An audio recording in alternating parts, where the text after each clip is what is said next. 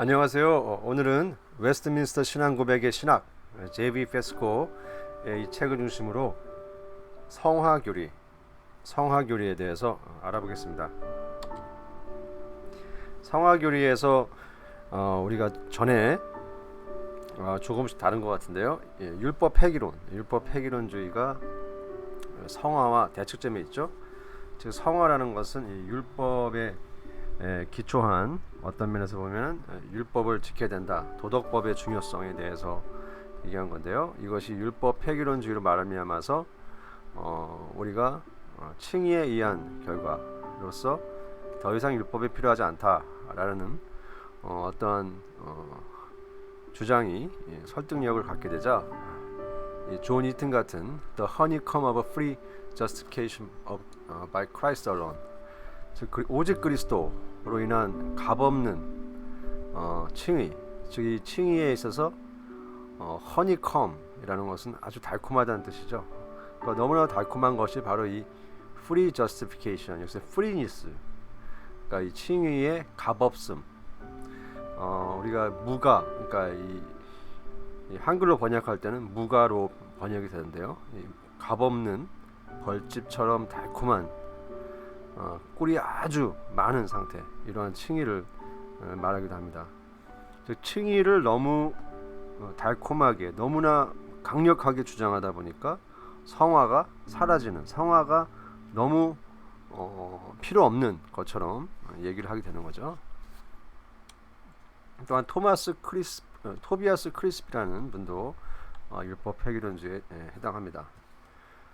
잠깐 에드워드 피셔라는 분은 지난번에 설명드렸는데요. 이분은 The Matter of Modern Divinity, 이 책의 저자로 개혁 신학의 정수, 이 책 이미 번역이 되어 나온 책이 있습니다. 이 책도 무조건적인 은혜의 교리로 유명한데, 그래도 이 책은 보다 더 정말 이 언약 교리와 좀 더 그 다음에 칭의와 성화에 있어서 좀 더 밸런스 있게 된 것으로 한국에서도 많은 추천을 받고 있습니다. 이번에 알아볼 인물은요, 세밀 러더포드 목사님은 이미 앞서 말씀드렸지만 스코틀랜드의 대표적인 목사님이죠. 율법 획일론이 이미 바울 시대에 성경의 로마서 6장 1절과 7장 7절에 나온 것과 같이 율법 획일론주의가 있었다는 겁니다. 즉 은혜를 더하게 하려고 죄에 거하겠느냐. 그러니까 은혜를 너무너무 강조하다 보니까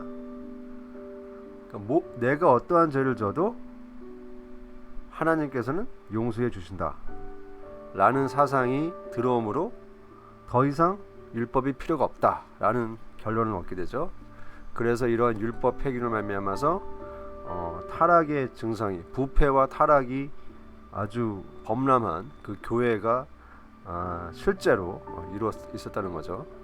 그래서 이 복음이 얼마나 한쪽에 치우치면 안 되는가. 그래서 존 칼빈은 리버틴이라는 단어를 써서 율법 획일론주의를 강력하게 반대했다라고 세밀 러더포드 목사님이 존 칼빈을 예를 들었습니다.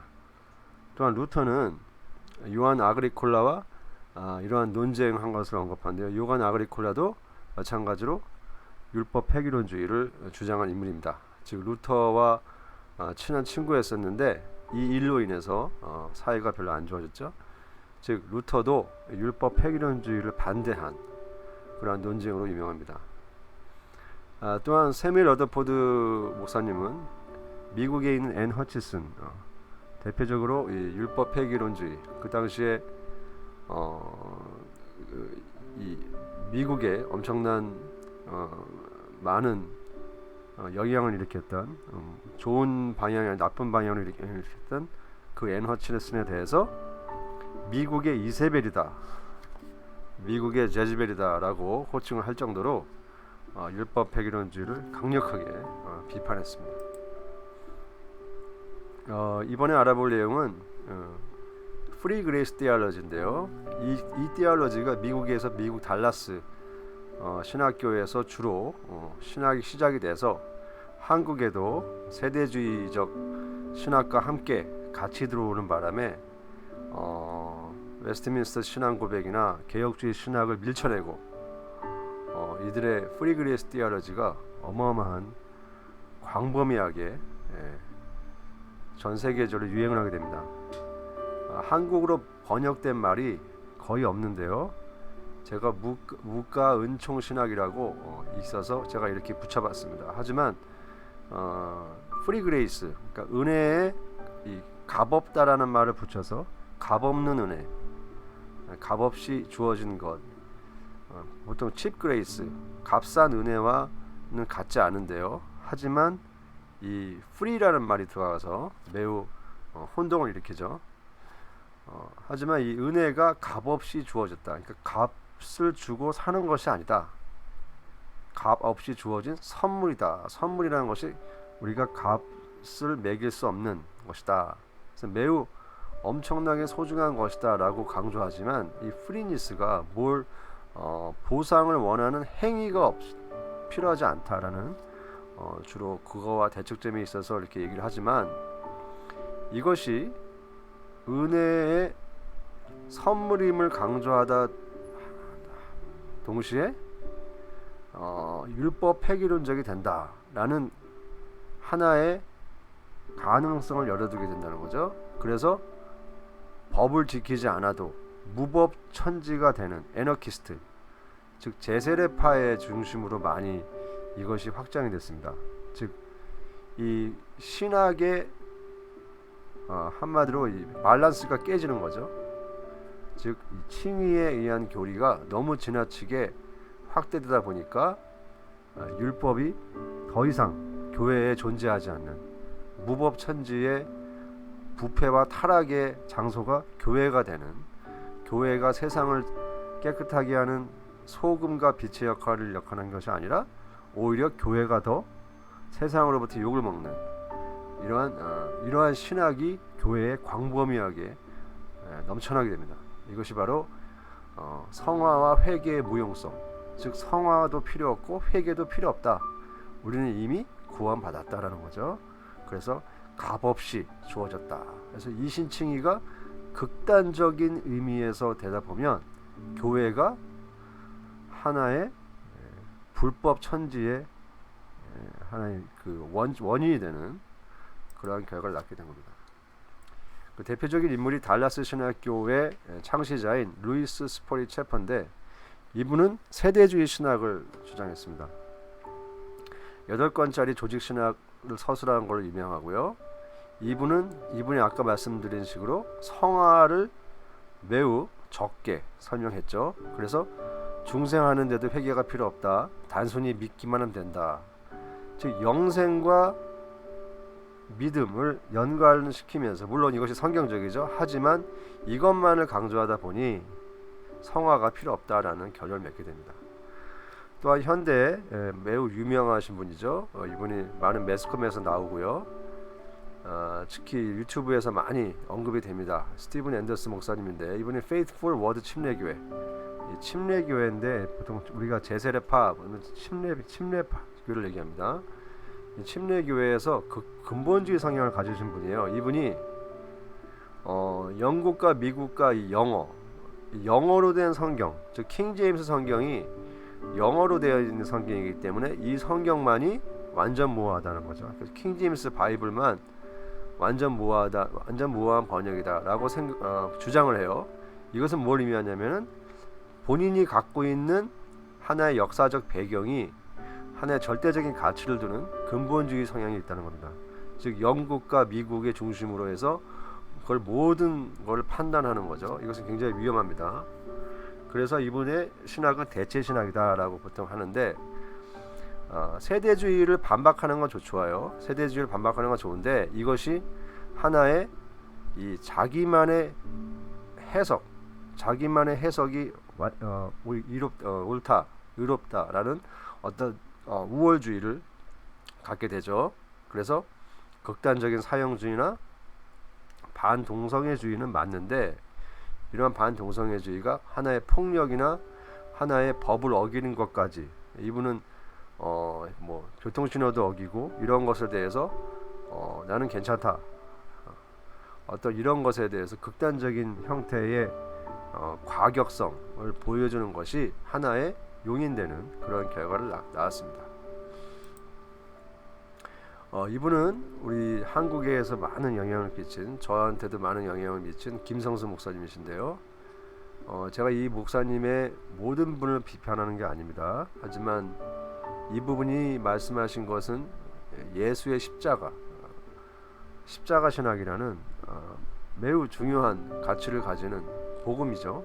하지만 십자가로서 모든 것이 해결된다라는 것이 하나의 칭의가 성경이 말하는 전부다 라는 어떤 칭의의 대속, 어떤 구원론, 이것이 칭의 중심이다 보니까 성화가 약화되는 그러한 율법 폐기론적인 결과를 낳았다는 거죠. 그래서 율법 자체를 혐오하게 되는 현상까지 이르게 됩니다. 내가 율법을 왜 지키나? 율법을 지킬 필요 없다. 왜냐하면 죄를 이미 다 사함 받았다라는 어떤 그 과거와 현재와 미래에 대한 죄에 대해서 정말 죄를 혐오하고 죄를 범하지 않기 위해 노력하는 그러한 성도의 경건된 모습으로 가는 것이 아니라 오히려 반율법주의며 어떠한 그리고 이 목사님의 가르침만이 옳다라는 어떠한 이 목사님을 우상화할 수 있는 하나의 여지를 준다 이거죠. 아까 말씀드린 이분과 약간의 공통점이 있다는 것을 제가 발견했는데, 이것이 바로 율법 폐기론적인 형태의 복음을 갖게 된다라는 거죠. 그래서 이분은 안타깝게도 자살로 생을 마감하게 됩니다. 제가 이 부분에 대해서 율법 폐기론주의가 어떠한 형태의 성격을 갖게 되는가를 좀 알아본 겁니다. 신율법주의가 또 있습니다. 이것은 율법 폐기론주의와 정반대되는 건데요. 리차드 백스터 목사님이 이 칭의론에 대해서 하이퍼 칼빈주의, 그러니까 하이퍼 칼빈주의라면 아까 말씀드린 율법 폐기론주의적인 성격이 있습니다. 그 부분도 왜냐하면 칭의만을 너무 강조하다 보니까 율법을 지키지 않아도 된다라는 어떤 뉘앙스를 주게 되죠. 그래서 그것이 이 리차드 백스터는 칭의론에 대해서 두 가지가 필요하다. 하나는 그리스도의 복음이고 두 번째는 죄인의 믿음과 회개이다. 그래서 칭의에 대해서 회개의 필요성을 반드시 포함시켜야 된다는 어떤 그분만의 아주 독창적인 의견을 냈어요. 하지만 칭의에 대한 회개에 대한 조건은 성경적이지 않다는 거죠. 그래서 이 리차드 백스의 네오노미니아니즘도 매우 부적절하다는 겁니다. 그래서 율법 폐기론은 칭의가 성화를 삼켰다면 신율법주의는 성화가 칭의를 삼켰다라고 이 페스코는 이렇게 정의하고 있습니다. 그래서 이 표로서 잠깐 이렇게 나누겠습니다. 율법 폐기론주의는 보통 우리가 무가 은총 신학, free grace theology 이의 형태로 나타나죠. 즉 우리가 은혜로 값없이 구원을 받았기 때문에 더 이상의 율법은 필요하지 않다라고 해서 이 칭의를 너무나 강조합니다. 또한 반면에 신율법주의는 뭐냐면 율법을 너무 지나치게 강조하다 보니까 칭의가 흔들리게 돼요. 그래서 이 리차드 백스터는 매우 교훈적이고 가르침이 훌륭한 반면에 이 교리에서만큼은 성경적이지 않은 신율법주의를 낳았다라는 비판을 받았습니다. 다음 내용은 우리가 골든 체인이라는 황금 사슬이라는 말인데요. 이 말 하기 전에 성화에 있어서 구원의 순서, 우리가 올더 솔로티스라는 말이 개혁주의 진영에서 아주 광범위하게 쓰이고, 또한 이 웨스트민스터 신앙 고백에 나와 있는 챕터의 순서도 이러한 구원의 순서대로 되어 있기 때문에 이러한 구원의 순서 올더 솔로티스를 우리가 이해해야만 구원의 어떠한 단계나 이런 것이 과정이 어떻게 이루어져 있는지를 우리가 좀 알아보겠습니다. 이러한 구원의 순서라는 말, 올더 솔로티스라는 용어를 사용한 분들이 블링거나 피터 버미글리, 잔키우스. 피터 버미글리는 칼빈에 영향을 미쳤죠. 그래서 이러한 개혁주의에서 구원의 순서는 아주 광범위하게 사용되었고요. 로버트 바클리라는 분은 퀘이커 교도인데 이분이 이렇게 얘기했습니다. 구원의 순서와 황금 사슬의 관계를 로마서 8장 37절을 이용해서 서로 이런 말에 인터체인저블하다는 거죠. 서로 번갈아 가면서 사용할 수 있다는 겁니다. 뭐 그렇게 거의 똑같은 말이다라고 이해를 한 거죠. 윌리엄 펄킨스는 이 황금 사슬이라는 책을 저술했는데요. 이 책에서 그리스도와의 연합교리 이것이 매우 중요하다라고 윌리엄 펄킨스는 얘기합니다. 즉 황금 사슬의 책은 황금 사슬이라는 책 내용이지만 그 황금 사슬에서 이 구원의 순서를 얘기할 때 그리스도와의 연합을 매우 강조했다는 겁니다. 그것은 배자의 그 해석인데요. 배자는 구원의 순서가 로마서 전체의 주제다라고 해석했습니다. 그래서요, 로버트 롤록이라는 우리 대표적인 개혁주의 신학자죠. 그 로버트 롤록의 스코틀랜드 신학자는 8장 30절에서 황금 사슬에 대한 핵심 구절이 로마서 8장 30절이다 이렇게 설명했습니다. 그래서 황금 사슬이라는 용어를 사용한 인물들이 이렇게 있습니다. 이런 많은 분들이 대부분의 신학자들이 황금 사슬이라는 용어를 사용했죠. 반면에 앞서 많이 소개된 인물이죠. 이미 T.F. 토렌스라는 인물은 외민 고백이 중세 신학인 구원의 순서를 도입하였다고, 이 구원의 순서라는 것을 중세 신학이라고 표현했어요. 즉 이것은 개혁주의적이지 않다라는 거죠. 아주 굉장히 파격적인 주장을 했습니다.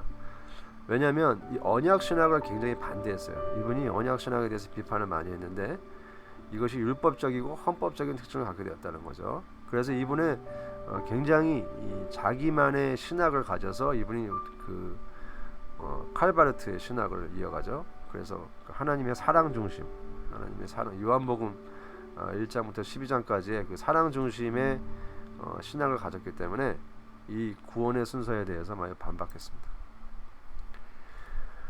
이번에 알아볼 내용은 구원의 단계라는 말입니다. 단계, degrees of steps. 보통 degree와 step이라는 말을 번갈아가며 쓰기도 하고요. 그래서 이 구원의 단계, 구원의 정도라는 말인데요.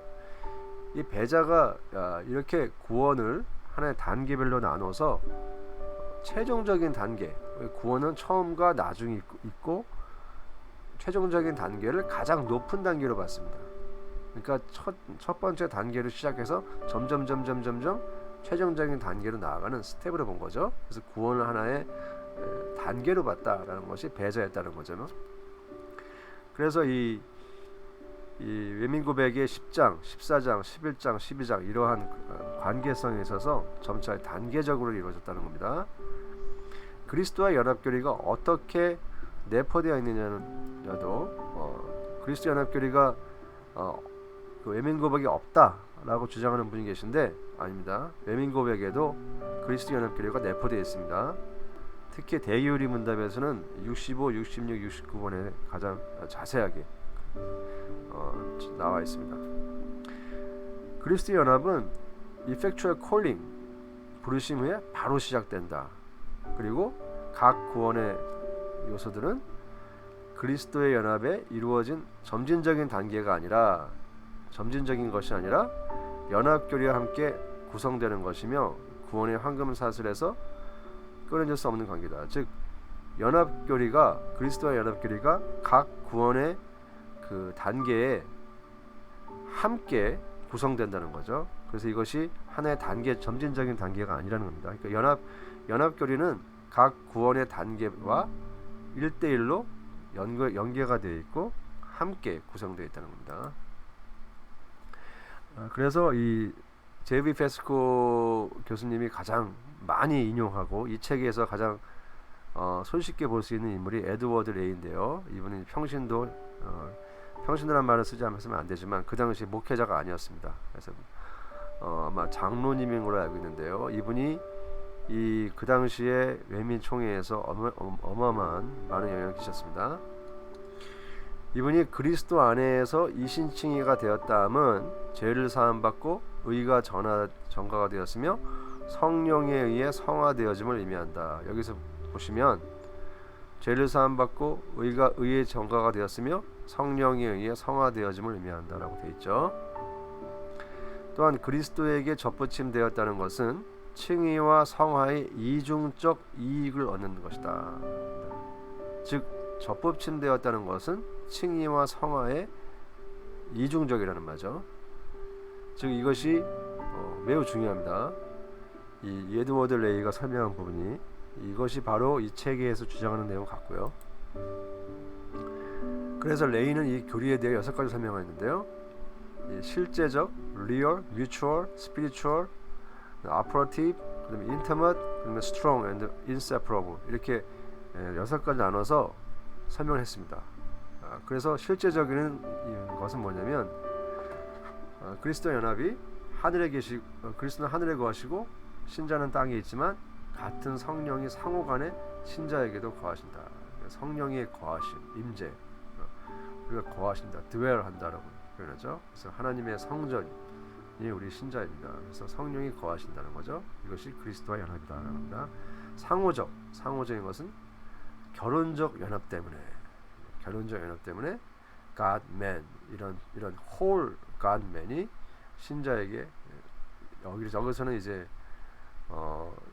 속한다라고 되어 있는데요. abide in이라고 되어 있습니다. abide in believer 이렇게 되어 있습니다.